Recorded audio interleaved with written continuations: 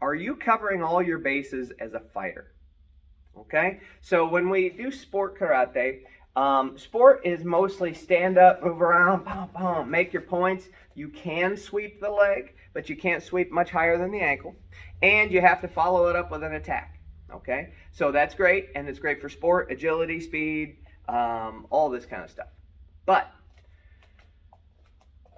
do you deal with what happens once you get past there? Okay, so once I get past here, do you deal with what to do once you're here? Well, your style, Kung Fu, Karate, Taekwondo, Muay Thai, Jiu-jitsu, whatever, they might deal with how to box at this position, right? Even Jiu-jitsu. Royce Gracie did some boxing for his UFC matches because he saw a need for it. Okay, Karate. We do a lot of these uppercuts and hooks that don't get taught by a lot of schools because they just get kind of lost. But they're in your katas. They're all over the place. Kung Fu is especially big on smacks, throws, and all that other stuff.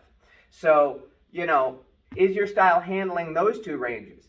Now, the clinch. I've come from this long range.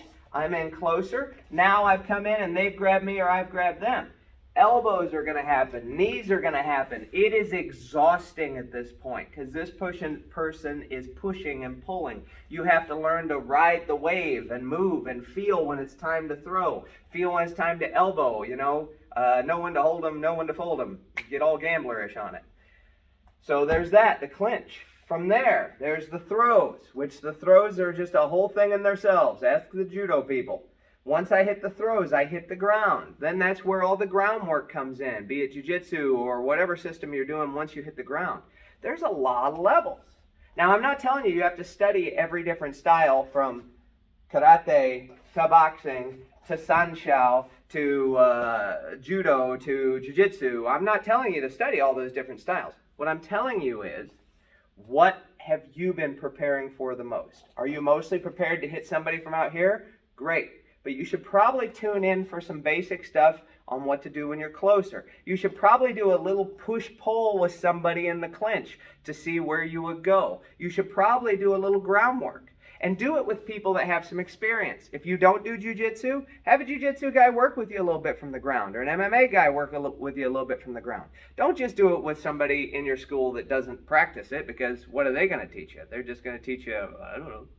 Okay? So, where you feel, a little afraid, be it like maybe weapon defense or two people attacking at once. You may not believe in two people attacking at once. You might believe, you're going to get beat up no matter what. And if they're both skilled opponents, I agree with that. But you might be able to handle yourself against two people if they're drunk, stupid, unskilled. You might, but you should at least try. You should at least have a game plan. Okay? Now that's all martial arts stuff. Health. Are you treating yourself right? Are you punching so hard all the time and getting hit so hard all the time that you're always coming in going, I had a good workout session, I can't feel my brain? That's not so good for you either.